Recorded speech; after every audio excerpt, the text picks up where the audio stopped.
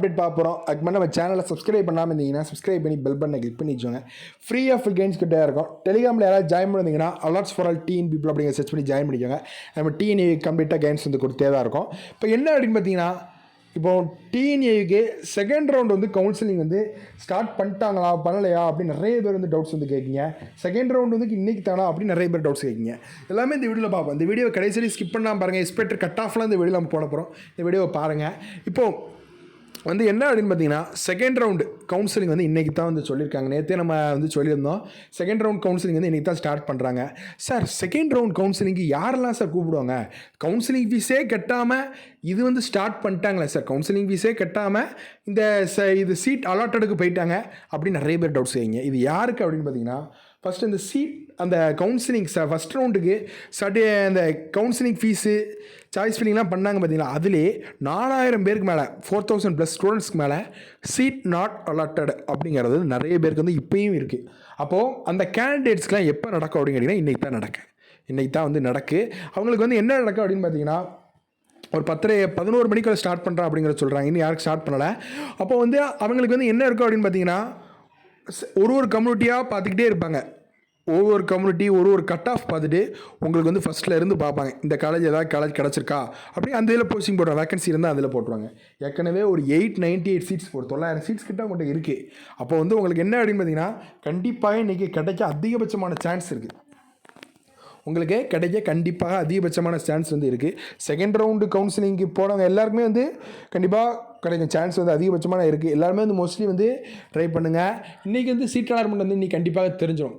சரி sir, seat வந்து கிடச்சிரும் அப்படிங்கிற சொல்லி எவ்வளோ சார் கட் ஆஃப் வந்து இருக்கும் அப்படின்னு கேட்டிங்கன்னா, இப்போது ஒரு கம்யூனிட்டிக்கும் கூப்பிட்டாங்க அப்படின்னு பார்த்தீங்கன்னா, ஒரு 2 to 3 கட் ஆஃப்ஸ் வந்து எனக்கே ரேங்க் ரேஞ்ச் வந்து போட்டிருந்தாங்க. அதுலேருந்து ஒரு 2 to 3 மார்க் வந்து கண்டிப்பாக வந்து கம்மியாக இருக்கும். 2 to 3 மார்க் வந்து கண்டிப்பாக இருக்கும். ஏன்னா வேகன்சி வந்து அதிகமாக இருக்கிற பட்சத்தில். சரி சார், அந்த 898 ஓசிக்கு போட்டுருவாங்களா அப்படிங்கிற அப்படி போட மாட்டாங்க, ஜென்ரலுக்கு போட மாட்டாங்க. ஒவ்வொரு கம்யூனிட்டிலையும் எவ்வளோ சீட் வந்து டிஸ்கவுண்ட் பண்ணியிருக்காங்களோ அந்தந்த சீட்டுக்கு அந்தந்த ஆள் போடுவாங்க. பிசினா பிசிக்கு எவ்வளோ சீட்டு, எம்பிசினா எவ்வளோ பேர் வெளியே போயிருக்காங்க, அதன் அடிப்படையில் தான் உங்களுக்கு வந்து போடுவாங்க. இது ஒரு முக்கியமான ஃபஸ்ட் ஸ்டெப்பு. அதுக்கடுத்து வந்து என்ன அப்படின்னு பார்த்தீங்கன்னா, இன்றைக்கி வந்து சார் இன்றைக்கி நாங்கள் என்ன சார் பண்ணணும் அப்படிங்கிறத நீங்கள் ஒன்றுமே பண்ண தேவையில்லை. அது நீங்கள் லாகின் பண்ணுங்கள்.